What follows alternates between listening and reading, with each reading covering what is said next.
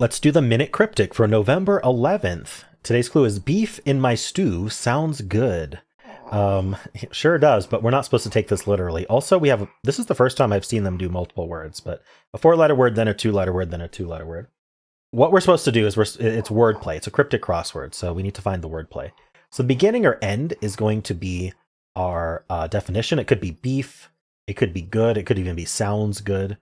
And then the rest is wordplay. So I think the word in is a good wordplay indicator. So beef is going to be in, and then my stew. And I think that sounds good. See, the word sounds can be a homophone indicator. But I think sounds good is going to be our definition. I think we're going to have another phrase that means sounds good. Like how you would reply sounds good. Like that's okay. Or something like, I agree, or let's do that, or something like that. Could be let's do it. But anyway, beef goes in my stew. We need 8 letters in total. I don't know how this works. We probably need alternative words for beef and maybe my stew or stew. I don't know what the my is doing. I feel like we have to take my stew together. What's another word for beef? Like cow or meat? So if meat was inside my stew. Stew, maybe soup? I don't know. Soup and stew aren't quite the same, but like also, okay, so the other thing that cryptic crosswords try to do to you is they use the wrong definition of the words in the phrase as read, right? Beef in my stew makes you think of beef like the meat, and stew makes you think of the stew like the meal. But beef also can mean like we have beef. We have we have an argument, right? And then stew can mean like you're stewing. But yeah, I'm not sure. Okay, I'm gonna show the hint just to make sure I'm right about sounds good.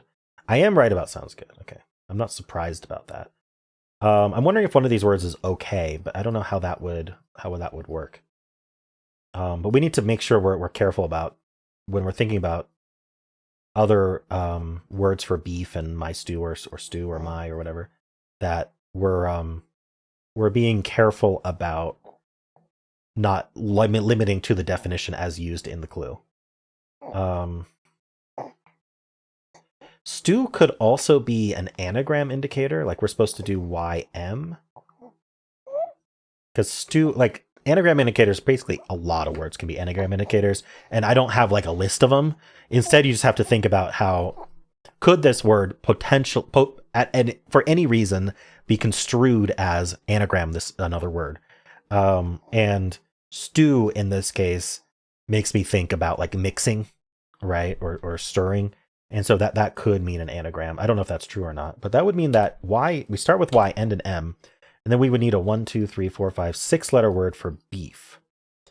What could this be? Like a 2-letter word ending in M.